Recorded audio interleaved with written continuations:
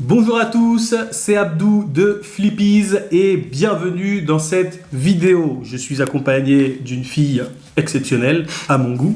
Je te laisse te présenter pour ceux qui ne te connaissent pas. Merci. Bonjour, bienvenue à tous. Je m'appelle Agathe, professeure de français langue étrangère pour les hispanophones surtout. Et depuis maintenant 5 ans. Et voilà, merci Abdou de m'avoir invité à cette réunion sommet. C'est un grand honneur pour moi d'être à tes côtés aujourd'hui. Alors, je ne sais pas si tu connais un peu le principe de la réunion sommet. Ici, il y a plusieurs cartes en fait qui sont sur la table, Oui. qui ont toutes un rapport avec les cours particuliers, tu vois. Toutes ces cartes sont aussi intéressantes les unes que les autres, mais il va falloir faire un choix, tu vois. Sélection. Et je vais te demander de sélectionner 10 cartes, les 10 cartes les plus intéressantes pour toi, Okay. les 10 sujets sur lesquels un prof particulier doit absolument se focaliser. Ok. Tu vois ce que je veux dire? Ouais. Ok. Ok. Bah, c'est Parfait. parti, je vous dis à tout à l'heure, une fois qu'elle aura trouvé la sélection. Ok. Je sélectionne mes petites cartes et on revient. Allez, ça va. À tout. À tous.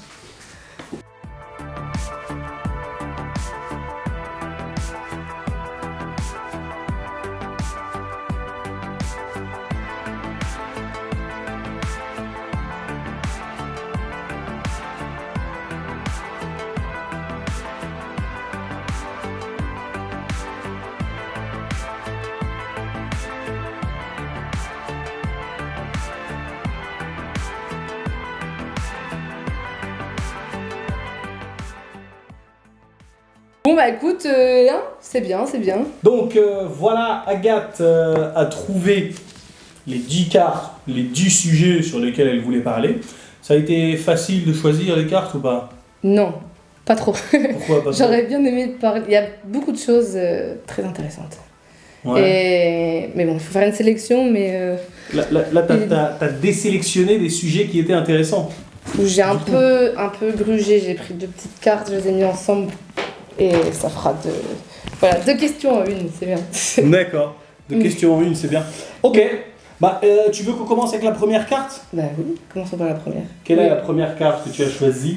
La première carte, c'est le début. Le début. Première question, première vidéo, donc début. D'accord. Début. Cool. Début de quoi? Début, comment on commence chaque cours? Ok. Particulier, parce que nous sommes avec les cours particuliers. Ok. Et je l'ai, comme j'ai un peu grugé, je l'ai mis un peu je l'ai mise avec la question sur la confiance. Ok, donc c'est début et confiance. Parce que pour moi, un premier cours particulier, il est basé sur la confiance, sur les objectifs et les objectifs de l'apprenant. Ouais. Et pour moi, c'est primordial de créer un climat de confiance. Parce qu'un cours particulier, prof, élève, s'il n'y a pas de confiance, si l'élève ne se sent pas du tout à l'aise, il n'aura pas envie de continuer. D'accord. Et, Ça t'est déjà arrivé qu'un élève se sente mal à l'aise à ton premier cours en particulier et qu'il n'ait pas continué? Je sais pas. T'as déjà eu un échec de ce genre-là? Ça peut être intéressant de partager ça avec la communauté. Tout Ouais, non, c'est pas qu'il était mal à l'aise, mais en fait, j'ai un élève une fois qui voulait prendre des cours de français, mais il avait pas d'objectif. Hein, il avait pas d'objectif, c'était juste pour passer le temps, quoi. ça. Pour te voir, peut-être. Ouais, peut-être. Je sais pas. Ouais. J'ai voulu s'amuser. Ouais. Non, mais en fait, pour moi, dans un cours particulier, il y a 2 objectifs. Soit tu as des élèves qui te demandent des cours particuliers pour du renforcement, D'accord. ou sinon tu as des élèves qui ont vraiment un objectif. Passer le B1, B2, C1, voilà. Et ils ont un objectif précis D'accord. pour, je sais pas, dans 6 mois, je veux avoir le B2. Tu vois. D'accord. Et à côté, tu as d'autres apprenants qui sont là vraiment pour avoir un renforcement. Ou pour l'amour du français. Ouais, mais souvent, tu as beaucoup de parents qui t'appellent parce que ils ont besoin de leur fils, leur fille, ont besoin de cours particuliers parce qu'à l'école, ça ne va pas trop. D'accord, je vois. Et donc, voilà, pour moi, les cours particuliers, il y a deux types de cours particuliers. Tu vois. D'accord.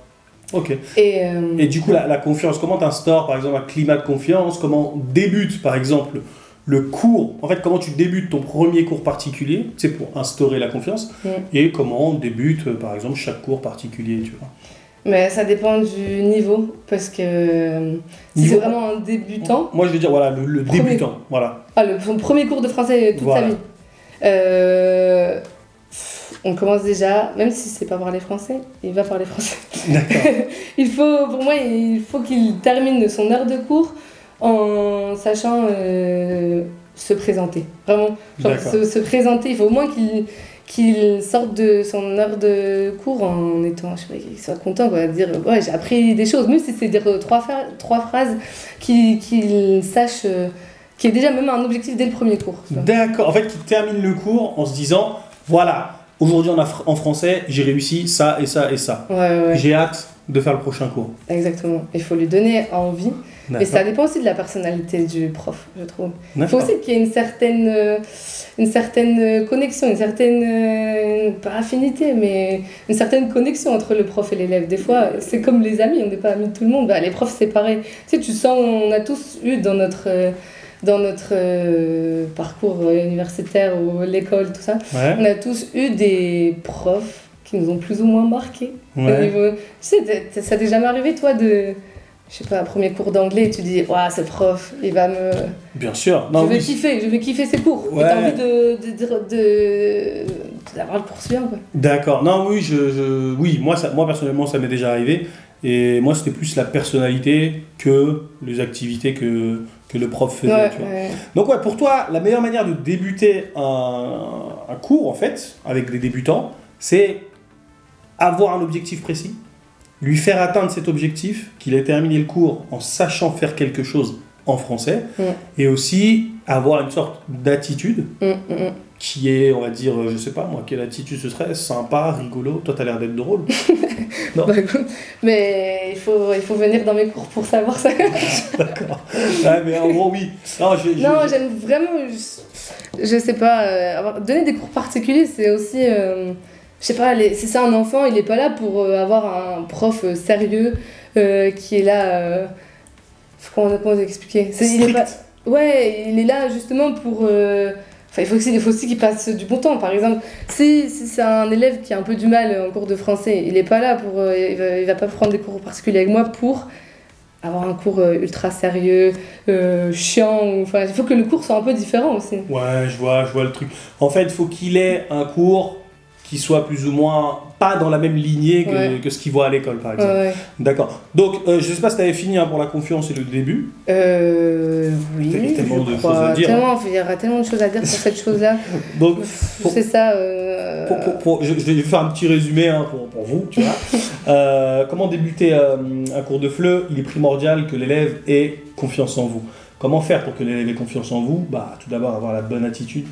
Essayer de marquer l'élève en fait en étant souriant, en étant voilà, on va dire bienveillant, pas trop strict. Et si c'est un élève en fait qui est là pour du renforcement, essayer de faire quelque chose qui soit pas dans la même lignée que ce qu'il fait à l'école en fait. Et aussi dès le premier cours qu'il a avec vous, qu'il fait avec vous, vous lui dites aujourd'hui on va voir comment faire par exemple pour se présenter. On va voir les nombres de 0 à 100 et à la fin du cours, lui en ayant atteint l'objectif que vous lui aviez cité au début, il aura confiance en vous, confiance en lui, et vous aurez réussi votre premier cours de A1, en ligne, en présentiel, bref. Agathe, j'ai bien résumé, Agathe? Oui. Oui. C'est ça. C'est ça. C'est génial, c'est C'est génial. génial. Alors, de toute façon, avec les cartes suivantes, les prochaines cartes, on verra des choses qui ont... Tout est un peu lié, quoi. c'est clair. Du coup, on va passer à la prochaine carte. Carte suivante, que faire des idées des élèves? Les idées des élèves. J'ai jamais eu cette carte. Intéressant. Il faut bien changer si tous les profs ont la même carte. C'est bien. Un peu de changement. Pour moi, justement, on parlait du premier cours. Oui. Là, du coup, je vais pas parler du cours A1, mais par exemple, si tu as un élève qui a déjà eu des cours avant, j'aime bien faire une petite analyse de ce qu'il a déjà fait avant, de comment comment étaient ses cours avant, comment était son prof avant, ce qu'il aimait et ce qu'il n'aimait pas de ce prof-là. D'accord, mais comment tu fais ça? Tu leur demandes comme ça à l'oral Ouais, je leur demande, j'aime bien leur demander un peu, comment ils ont appris le français, Comment ils ont appris le français jusqu'à maintenant. D'accord. Et ce qu'ils aiment et ce qu'ils aiment pas dans leur apprentissage, ou même s'ils ont appris une autre langue, qu'est-ce qui leur a plu de cette langue-là, tu vois. D'accord. J'aime aussi leur demander, ça très important, dans le premier cours, on revient à la carte d'avant. Ouais. Pour moi, j'aime savoir un peu les idées les goûts, pardon. Les goûts de l'élève, c'est les goûts musicaux, les goûts, ce qu'il aime comme film, comme série, tout ça. Ah, c'est pour sujet... un peu, D'accord. ouais, pour un peu centrer mon programme sur ses besoins, ses envies et aussi ce qu'il n'aime pas du tout. D'accord. Non, d'accord, j'ai compris. En fait, toi, t'aimes beaucoup... Les idées des élèves vont t'aider à orienter on va dire ta pédagogie. Tu Exactement. vois. Ouais. Si par exemple ils sont branchés musique, tu essaieras de faire une activité musique. S'ils sont branchés sport, etc. etc. Ouais. Ça t'arrive aussi ça t'est jamais arrivé en cours d'utiliser une musique et tu te dis merde, elle a pas fonctionné, genre. Pas que de musique, plein de trucs. Peu de musique et en fait souvent en cours en groupe, tu vois. Ouais. En groupe tu mets une musique, tu penses toi t'arrives, t'es trop motivé, c'est trop la musique du moment et tout le monde aime en France. Et en fait il y a personne qui aime, on dit bon, vous allez me dire pour le prochain cours quels sont vos goûts musicaux parce que gros flop. Après ouais, c'est pas tant la musique qu'ils aiment pas. En fait, même s'ils aiment la musique, si l'activité qui va après, qu'ils aiment pas, ça passe pas, tu vois. Ouais. Mais si tu mets une musique nul, mais que l'activité après est cool, ça peut, comment dire, ça peut le faire. Et du coup, toi, est-ce que t'as déjà eu des idées d'élèves que t'as pas pu valider, tu vois? Parce que moi, ça m'est arrivé en fait de donner de demander à des jeunes, ouais, vous avez des idées, qu'est-ce qui serait bien? Et ils me disent des jeux tous les jours, tous les cours. Je me dis, ça va pas ou quoi? Je sais pas si toi t'as eu des idées que t'as dit. On est pour s'en travailler. Tu vois? Oui, ça m'est déjà arrivé. Mais en fait, ça dépend aussi. Si t'as un élève qui vient et qui dit ouais, avec toi, je veux que tu me prépares au DELF B2 et qu'il veut faire, je sais pas, de la grammaire toute la journée, c'est pas possible, tu vois. Genre, ça dépend. Je veux dire, ça dépend. En fait, ça dépend vraiment de l'objectif de l'élève. Tu peux pas lui dire ouais, on va parler à court terme ou à long terme, tu parles? Bah c'est ça dépend si t'as un élève qui a vraiment un objectif ou pas aussi. D'accord. En fait, il veut passer le DELF B2. Qu'est-ce qui serait pas possible, par exemple? Moi, je te dis. Bonjour, j'aimerais passer le DELF B2 et j'ai plusieurs idées pour ça, mais les idées que je te donne n'ont aucun rapport avec le DELF B2. Je sais pas si tu vois ce que je veux dire. Toi, tu validerais ces idées, tu lui dirais non merci ou laisse-moi faire mon boulot, je connais mon boulot. Bah, tu utilises un support qui correspond peut-être au thème qu'il veut aborder. Ouais. Je sais pas, j'ai pas d'idée de thème là, mais il faut. Un thème permet aussi englobe d'autres thèmes, tu vois. C'est clair. Non, c'est clair. Tu vas pas dire, allez, aujourd'hui on va parler du travail, aujourd'hui on va parler des voyages. Non, à partir de tel thème, tu peux parler de plein de trucs. Enfin, voyager en travaillant, etc. Parfait. Non, je vois le truc. Après, est-ce que tu as une sorte de rituel, une sorte de manière de faire qui te permet, une autre manière de faire, qui te permet de récolter les idées de certains élèves? Est-ce que si, par exemple, ton élève, je sais pas moi, s'ennuie ou te dit, je sais pas moi, j'aime ceci ou j'aime cela, ou toi t'analyses son langage corporel, je sais pas, tu vois qu'il se fait chier quand tu parles de X ou Y thème en fait, est-ce que toi t'as une sorte d'indicateur pour demander à tes élèves qu'est-ce que tu veux faire d'autre, ou alors tu demandes toujours ça en début de cours et en fonction de ce qu'ils te disent, tu fais autre chose. Je sais pas si tu as compris la question. Toi, tu leur demandes toujours au début, avez-vous des idées? L'élève est un peu fatigué, quoi. Quand tu sens qu'il est un peu fatigué, il perd le rythme et tout, j'ai ce que je fais. Ou alors toi, tu as une petite activité joker. Il faut être flexible, il faut toujours être flexible. Tu dis pas, bon allez, aujourd'hui, tu commences pas un cours en disant... Bon, bien sûr, on a tous en tête... on a tous en tête une idée, enfin comment va se passer le cours, tu vois. Tu sais, aujourd'hui je vais faire ça, et en fait il faut toujours avoir une idée faut toujours avoir une roue de secours un peu. C'est clair. Tu dis bon, il est fatigué là, tant pis, ça je le ferai demain, et aujourd'hui tant pis, on va terminer le cours par un truc un peu plus tranquille. Faut toujours être flexible, enfin. Exactement.